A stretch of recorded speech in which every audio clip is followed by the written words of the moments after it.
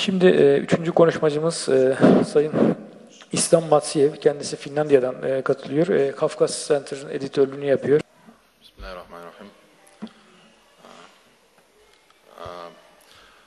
I would like to correct one speaker here. Konuşmacılardan bir tanesini düzeltmek istiyorum. Aslında ben serbest gazeteciyim. Şu anda Finlandiya'da ikamet ediyorum. First of all, I would like to express my gratitude to the organizers Sözlerime başlarken bu toplantıyı organize eden herkese teşekkürlerimi iletmek istiyorum. Bence bu toplantı gerçekten çok önemli bir dönemde gerçekleşiyor. Özellikle Kuzey Kafkaslar bölgesinde yaşamakta olan halkların bir araya gelmesi için ortaklaşa mücadele ettiğimiz problemlerin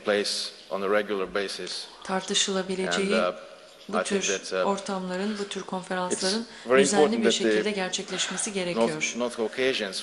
Kuzey Kafkaslar bölgesi halklarının kendi adlarına konuşmalarına imkan tanınması bence son derece önemli. Bu toplantı son derece saygın bir dernek tarafından Türkiye'de düzenleniyor. Bu gerçekten Türkiye'de bulunan mültecilere de çok büyük bir destek anlamına geliyor. Şunu ifade ediyorum, şimdiye kadar yapılmış olan konuşmalar gerçekten son derece etkileyiciydi. Gerçekten bu tür bir tartışmanın bir parçası olmaktan dolayı büyük bir şeref duyuyorum. İnşallah bu iyi konuşmalar ve bu hayırlı söylemler ileride meyvesini verecek ve gelecekteki çabalarımıza destek olacak. Ben Finlandiya'da yaşıyordum ancak aslında daha önce Türkiye'de yaşıyordum. Türkiye'ye bu vesileyle dönmüş olmaktan dolayı çok mutluyum. Türkiye gerçekten çok büyük bir gelişme kaydetmiş zaman içerisinde. Yine kardeşlerimle bir arada olmaktan dolayı çok mutluyum. Tanıdığım bu halkların temsilcileriyle bir arada olmaktan dolayı çok memnunum. Ancak şunu da ifade etmek istiyorum. Ben Finlandiya'ya taşındığım zaman orada mülteci statüsü kazandım ve burada pek çok Çeçen aileyle tanıştım. Yaklaşık 200 Çeçen aile Finlandiya'da yaşıyor. Bunlar mülteci statüsündeler. Hatta bu ailelerin büyük bir bölümü de Türkiye'den Finlandiya'ya göç etmiş durumda. Finlandiya'da fark ettiğim bir şey var. It was very easy to relate and communicate with the people there because insanlarla ilişki kurmak, onlarla iletişime geçmek gerçekten son derece kolaydı. Çünkü hepimiz Rusya'nın saldırganlığından aynı şekilde muzdarip olmuştuk. Finlandiya'da bildiğiniz gibi Rusya'yla yapılan savaşta kendine düşen paydan nasibini almıştı. Çeçen direnişi Hasan İsrailov 1940'larda Çeçenistan'da bir ayaklanmaya dönüşmüştü. Ve o dönemde bu lider Finlandiya'yı zikretmiş ve komünist liderlere mektup yazdığı zaman onlara bir uyarıda bulunmuştu.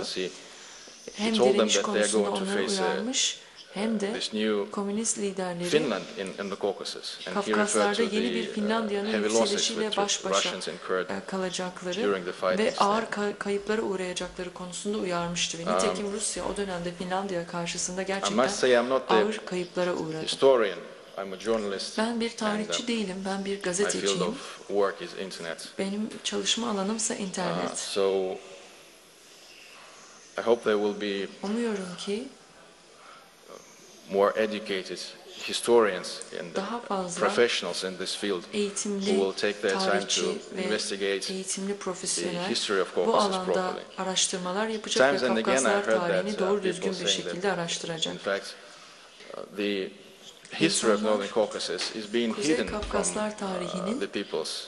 insanlardan saklandığını söyleye gelmiştir. Özellikle de hem küresel yerel halklardan, nüfustan hem de Kafkas halklarının bizzat kendisinden saklandığını ifade etmiştir. İnternette Kuzey Kafkasların tarihiyle ilgili bulduğunuz bilgiler sistematik değildir.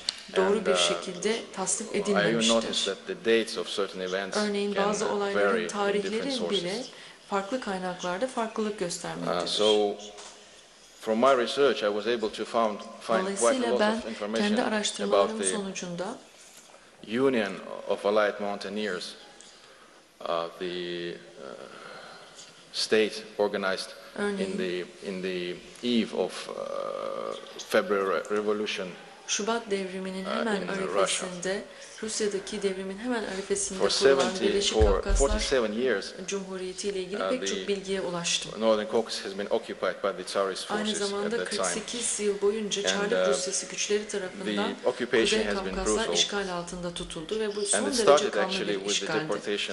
Aslında 1.5 milyon local indigenous population to the yerel halkın Anatolia, zorunlu göçe tabi tutulmasıyla bu süreç başlamıştı ve bu halklar gerek Anadolu gerekse Balkan topraklarının zorunlu göçe tabi tutuldu. Tehcir sırasında bu halkın büyük bir bölümü hayatlarını kaybetti. Bu süreç böyle başladı.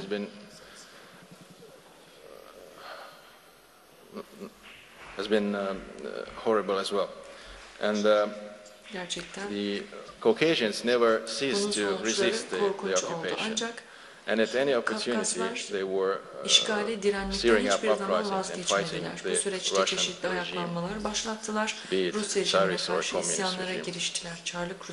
So this happens in 1877, 1878 during the Turkish-Russian War and during the Russian-Japanese War in 1905 as well. Japonya 1905 harbi sırasında da bu direniş devam etti. So I would like to just read the words of Shimaho Kosok. He was the second head of the Union of Allied Mountaineers. He was describing the situation, how it was during the Tsarist rule prior to the revolution. And so he wrote, at the end of May 1864, a decree by the Tsar was published stating that the inviolability of the religion, adats, lands and woods is being preserved unshakably and in perpetuum for the peoples of the Northern Caucasus. But the Tsar's decrees, as the other Russian promises, has been violated quite soon. Çok kısa bir süre sonra bu taahhüdünü unuttu ve kendi sözlerinin arkasında duramadı. Buradaki toprakların halka ait olmasına rağmen askeri yönetim kuruldu ve askeri güç kullanıldı. Aslında buradaki topraklar sadece yerel halka ait olmasına rağmen Rusya'dan gönderilen göçmenler bu bölgeye iskan ettirildi. Ve kamu mahkemelerinde yargılanmaları sağlandı. Oysa ki yerel halk sürekli askeri mahkemelerde yargılandı ve bu mahkemelerin sonuçlarında çıkan karar da genellikle idam oldu yerel halk için. Dini etki ve özgürlük diye devam ediyor. Son derece sınırlıydı. Aynı zamanda buradaki arazilerin ve ormanların halka ait olduğu boş bir vaatten ibaretti. Yüzlerce hektarlık verimli toprak ve balta girmemiş orman, üst rütbeli Rus önde gelen kişilere, emekli askerlere ya da Rusya'dan gönderilen çiftçilere verildi ya da kamulaştırıldı. Aynı zamanda wedge between the villages of the Çeçen and English region, and they were all topraklarından mahrum bırakıldı. Often cause for the quarrels. Ve bu nedenle Rusya'dan gelen çiftçiler ve Çeçen çiftçiler arasında ihtilaf tohumları ekildi. Rus devrimi Russian government bir dönüm noktası oldu. Yeni Rus hükümeti büyük taahhütler, büyük vaatlerde bulundu. Ve yeni kurulan hükümet self-determinasyon, kendi kaderini tayin hakkını Kuzey Kafkaslar'daki bütün halkları tanıyacağını taahhüt etti. The other interesting thing is that yine diğer bir ilginç olgu, ilk yeni hükümetin kabul ettiği kurallardan bir tanesi Rus ordusundaki üst düzey rütbeli askerlerin disiplin suçlarını affetmek oldu. Yüz binlerce kuvvet o dönemde Kuzey Fransa'da savaşıyordu. İşte bu kararın kabul edilmesinden sonra aslında Rus ordular Fransa'dan çekilerek Kuzey Kafkaslara koşup konuşlandırıldı. Böylelikle çeşitli çeteler halinde yerel nüfusa saldırmaya başladılar. Bu koşullar altında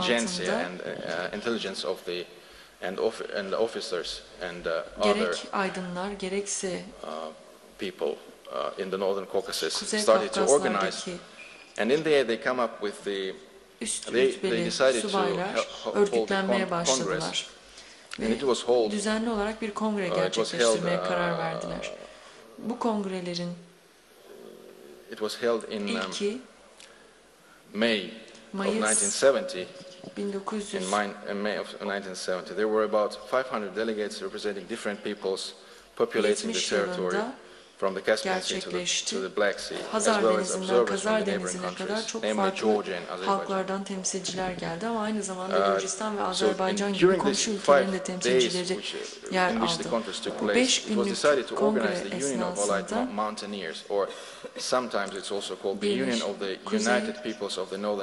Kafkasya Birleşik Halkları Cumhuriyeti olarak da ifade edilen ya da Kuzey Kafkasya Birleşik Cumhuriyeti olarak bilinen Cumhuriyet için bir ulusal komite oluşturulması ve bu birliğin bu ulusal komite tarafından yönetilmesi kararı benimsendi. Statehood based on secular principles. Laik temellerde hareket edecek olan bir devletti. Ancak ikinci kongrede göreceğimiz gibi kısa bir anayasa da kaleme alındı.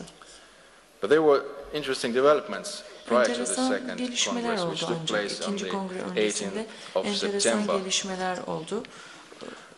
İkinci kongrede 17 Eylül tarihinde gerçekleşecekti. İki dini kurum, Dağıstan ve Çeçenistan'da iki dini kurum, Uzun Hacı ve Daginski tarafından temsil edilen iki dini kurum, halkın önemli bir bölümünün taleplerini dile getirdiler. Halk gerçekten çok ciddi bir sıkıntı içindeydi ve İmam Şamil'in prensipleri dahilinde devlet kurulması gerektiğini ifade ettiler. Buna göre şeriat kurallarına göre yönetilecek bir devlet kurulmalıydı. Aynı zamanda ikinci kongrenin öncesinde Najmuddin ve Uzun Hacı bir toplantı düzenlediler. Bu toplantı da ikinci kongrenin gerçekleşmesi planlanan yerde oldu ve on binlerce destekçilerini bu toplantıda bir araya getirmeyi başardılar. Ve bu toplantıda bir araya gelen bütün destekçiler Kafkasların acilen bağımsızlığını ilan etmesi çağrısında bulundular ve İmam Şamil'in ruhunun yaşatılması ve onun öngördüğü devletin bu topraklarda vücuda getirilmesi çağrısında bulundular. İşte bu toplantıda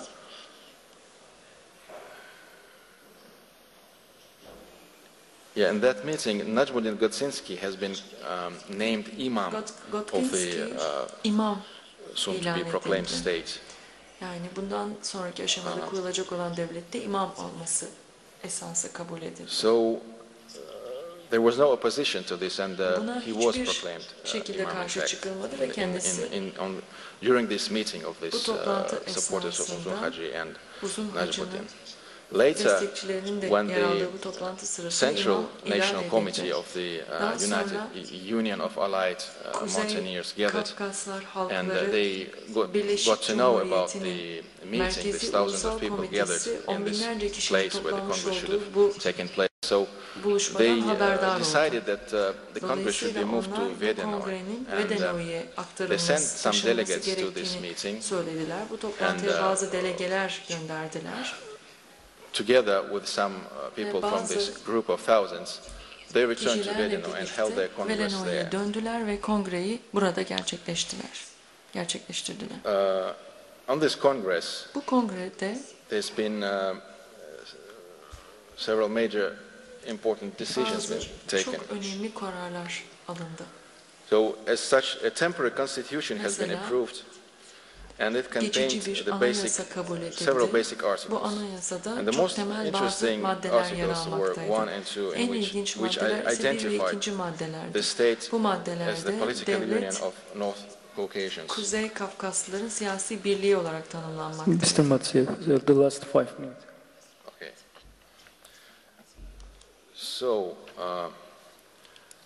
I will just highlight the important facts in the history of this Union of Allied Mountaineers. So, on the 4th March of 1918, when the World War concluded and there was a peace treaty signed by the military, by the world powers, Germany, Austria-Hungary, Turkey, Bulgaria, and the Soviet government also. So it was decided that at that time, some Turkish troops were present, in fact, on the territory of Northern Caucasus. Kuzey Kafkaslar topraklarında yer almaktaydı. So after the World War has ended, on May 11th, 1980, North Caucasian government proclaimed independence. The Declaration of Independence contained the clause which described the territorial claims of the to be established state. The territorial boundaries of the new states are, in the north, the geographical boundaries which formally define the oblasts and provinces of Dagestan, Stavropol, Kuban, and the Black Sea region and the Russian Empire. In the west, the Black Sea, and in the east, the Caspian Sea. In the south, the boundaries will be fixed by the agreement with the Trans-Caucasian government.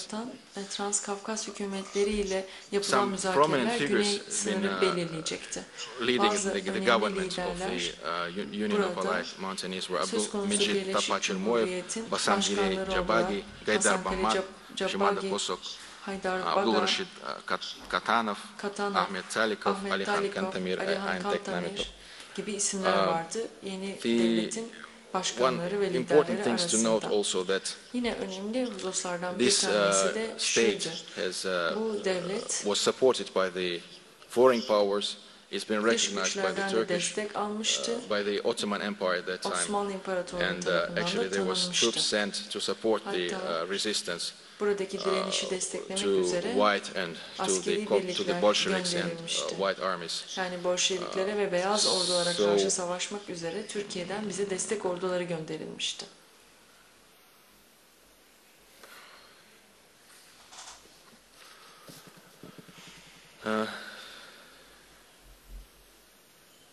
Must be said that the Union of Allied Mountaineers, in my opinion, were not able to concentrate on the internal politics, and they paid more attention to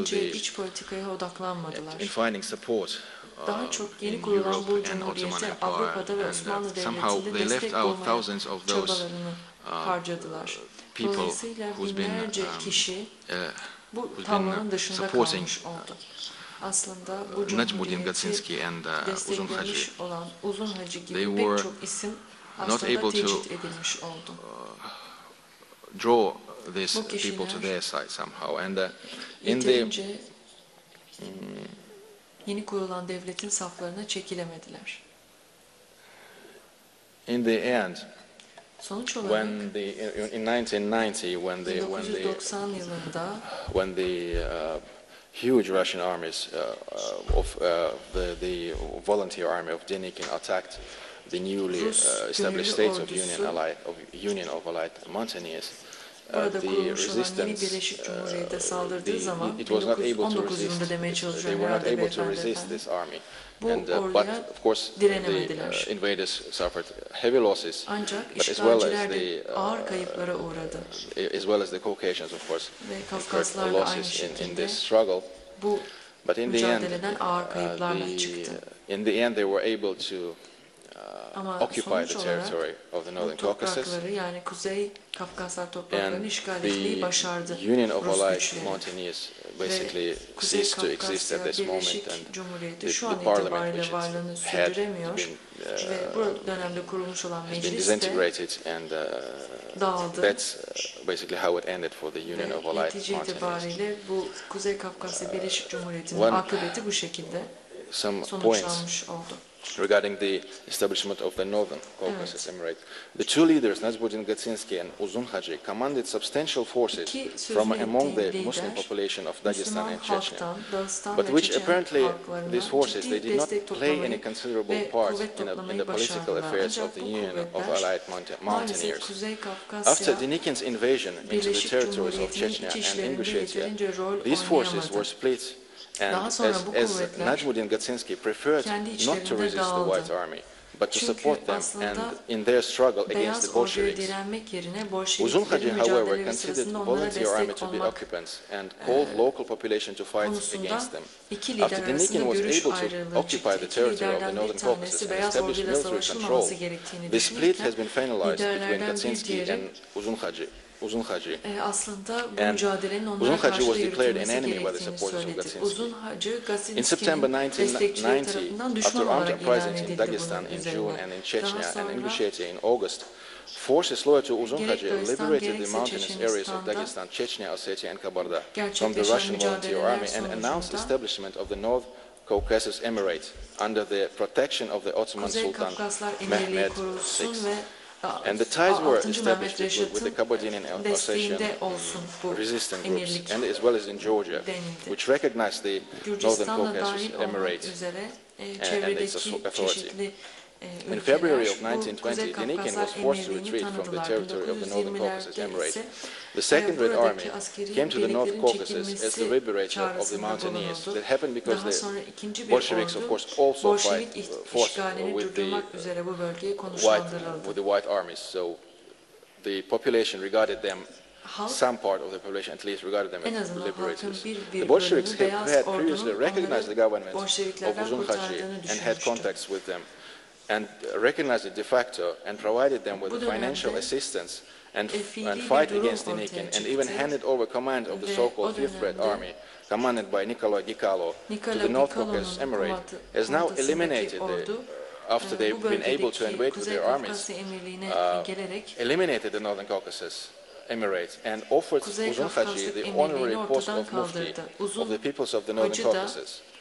However, in 3 months, Uzun Hacı Kuzey died. Kafkaslar halklarının müftüsü olarak In ilan August edildi. of Ancak 2 ay içerisinde hayatını kaybetti. took place as well in the mountainous areas of Çeçen and Ingushetia and Dagestan under the leadership of İmam Şami'nin grandson against the Soviets. Tarafından Sovyetlere karşı bir işgal, bir isyan başlatıldı. Bu isyan bir yıl boyunca Eylül 1921'e kadar devam etti. Ancak bu isyan da Kızıl Ordu güçleri tarafından bastırıldı. Sanıyorum burada atlayarak sonuç bölümüne geçmem gerekecek. Aslında buradaki yenilginin sebepleri sorgulanabilir. Kendi egemenliklerini ilan etmeye çalışan Kafkas halkları neden yenilgiye uğramıştır? Her şeyden önce bu Kuzey Kafkaslar Birliği'ni kurmaya çalışan halklar son derece mütevazi bir şekilde bu mücadeleye başladılar. Netice itibariyle bu mücadele başarıya ulaşacaktır. Çünkü o dönemde bile dış güçlerin dahi desteğini almayı başarmışlardı. Ancak bu genç devletin üzerinde, yeni kurulmuş bu devletin üzerinde çok fazla baskı oluşmuştu ve iç politikada birlikten ziyade dış politikaya odaklanmışlardı. Daha sonra Rusya zaten Kuzey Kafkaslar halkının ortaya çıkaracağı herhangi bir bağımsızlık mücadelesini bastırmaya kararlıydı. Bunun üzerine bu devlet en sonunda dağılmak zorunda kaldı. Üstüne askeri eğitimler konusunda bu bölgenin halkı eksikti ve yeterince silah kapasitesi de yoktu. Yine bu birlik silah temin etmek konusunda, destek bulmak konusunda hala beyaz ordu ve Bolşeviklere ve onlarla yürüteceği müzakerelere bağımlıydı. Dolayısıyla yeni kurulmuş olan bu devlet başarıyla varlığını sürdüremedi. Daha sonra Uzun Hoca'nın çabaları sonucunda kurulan Kuzey Kafkaslar Emirliği, İmam Şamil ve Şeyh Mansur'un çabalarını yansıtıyordu. Ancak şunu da akılda bulundurmamız gerekiyor. Bu dönemde Kuzey Kafkaslar'da yeni bir güç ortaya çıkmıştı. Onlar da Bolşeviklerdi. Ve gerçekten Bolşevikler gerçekten halk üzerinde çok ciddi etkili olmuşlardı. Ve Bolşevikler bu dönemde çok başarılı bir biçimde toplumun önemli unsurlarını kendi bünyelerinde toplamayı başarmışlardı. Ve bu süreçte Müslümanların birliğini de sekteye uğratmayı başardı Bolşevikler.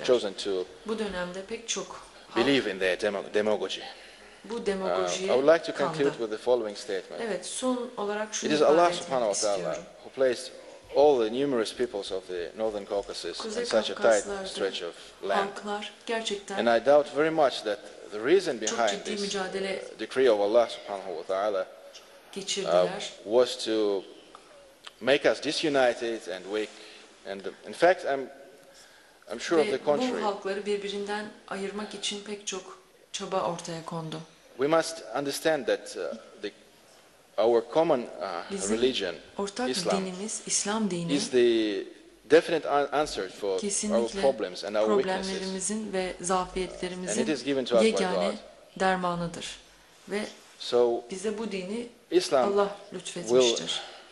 Dolayısıyla İslam bizim farklılıklarımızı aşmamızda bizlere yardımcı olacak ama aynı zamanda farklılıklarımızı yok etmek zorunda kalmadan farklılıklarımızla birlikte yaşamamızı sağlayacaktır. Çünkü çeşitlilik, zenginlik arz eden Kuzey Kafkaslar halkı farklılıklarıyla güçlüdür. İmam Şamil ve Şeyh Mansur döneminde atalarımız hep aynı yaklaşımı benimsemiştir. Ruslarla mücadele ederken birleşme, ortak mücadele ve ortak dava söylemini benimsemişlerdir. Tarihimize baktığınız zaman birleşme ve uzlaşma ne kadar zor görünse de bizim açımızdan yegane yoldur. Yegane çözümdür. Aksi takdirde bizim torunlarımız da yeni tehcirler ve kıyımlara maruz kalacaktır. Böylelikle sözlerimi son vermiş oluyorum. Çok teşekkür ederim.